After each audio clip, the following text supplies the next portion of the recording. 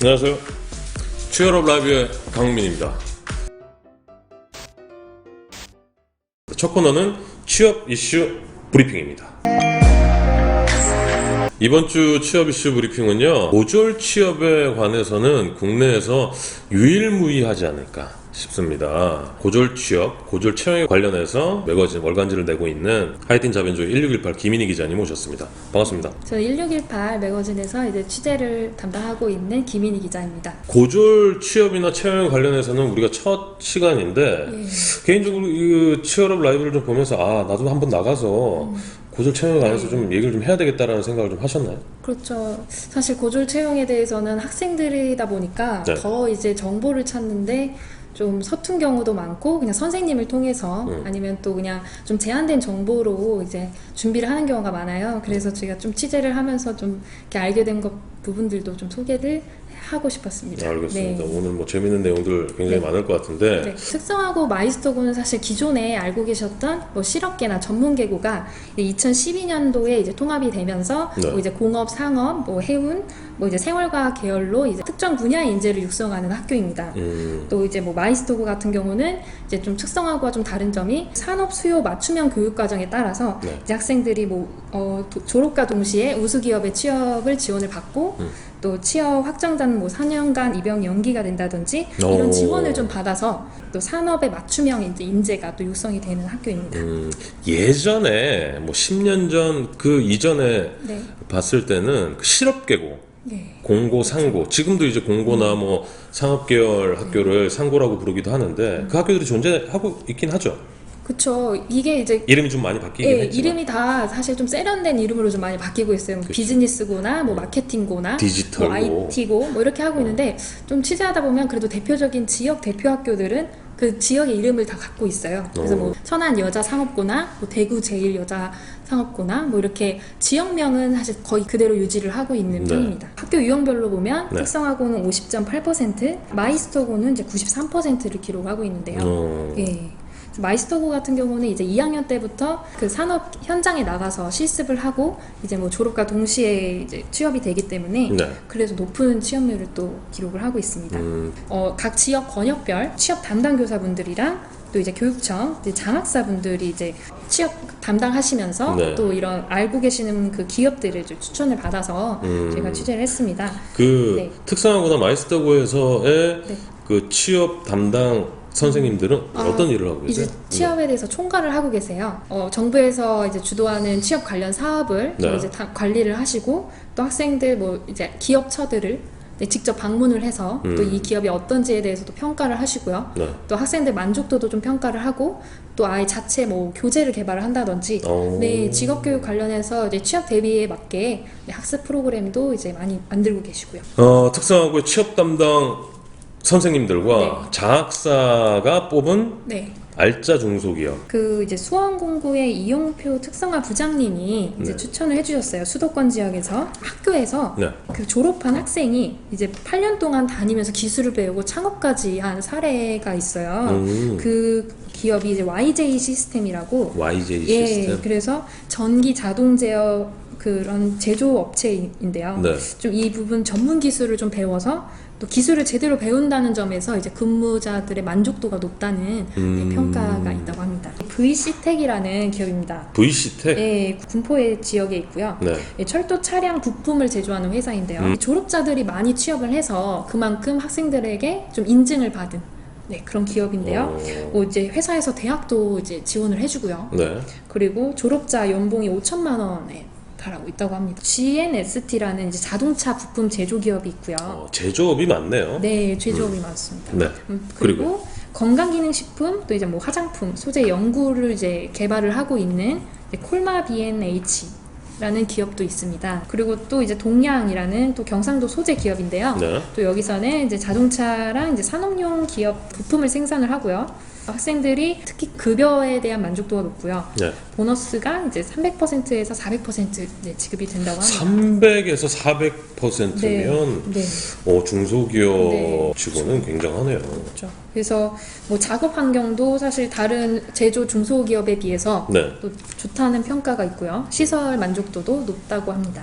네, 알겠습니다. 네.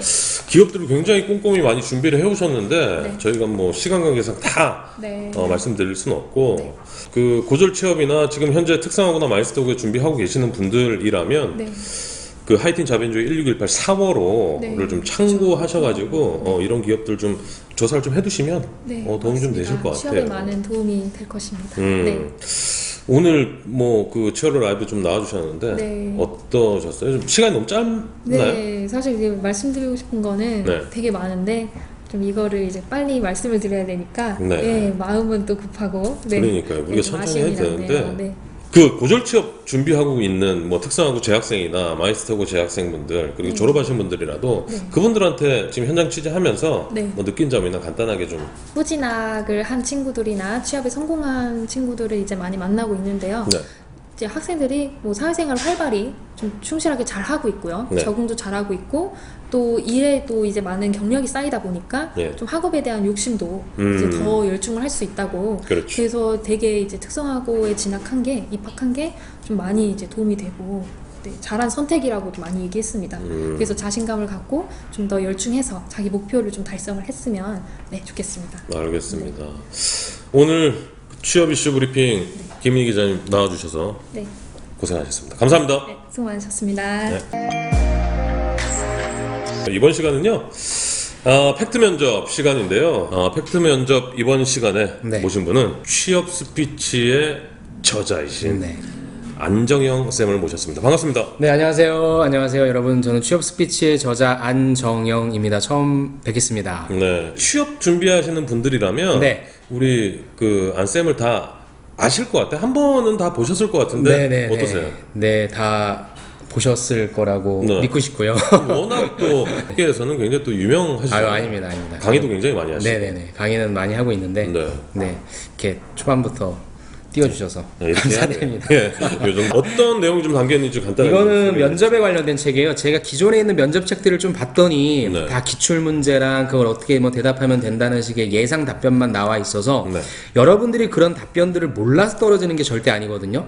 말씀하신 것처럼 내가 생각하지 못했던 질문이 언제 훅 들어올지 모르는데 네. 이런 질문들에 대해서 내가 어떤 식으로 대답을 해야 될지 내 머릿속에서의 사고 과정이 좀 필요해요. 오. 그래서 어떻게 하면 다양한 질문이 들어와도 내가 갖고 있는 경험과 경력을 바탕으로 얘기할 수 있는지에 대한 방법론적인 걸 좀 담았고요. 네. 일반적인 어떤 이론도 물론 들어있지만 제가 실질적으로 컨설팅했던 친구들의 사례 얘기를 한 10가지만 추렸어요. 10가지 내에 여러분들의 어떤 유형들이 다 들어갈 테니까 이 책을 보시고 실질적인 도움을 받으시면 아주 좋을 것 같습니다. 네. 그럼 중점적으로 나와 있는 거는 그 면접. 네, 관련한- 면접 중심인데 어찌됐건 자소서나 면접이나 준비하는 과정들은 똑같거든요. 네. 그래서 이 책 한 권만 보시면 괜찮고요. 제가 어떻게 준비하면 좋은지에 대한 방법론. 제가 해보니까 여러분들이 자기소개서를 쓰고요. 면접을 보는데 네.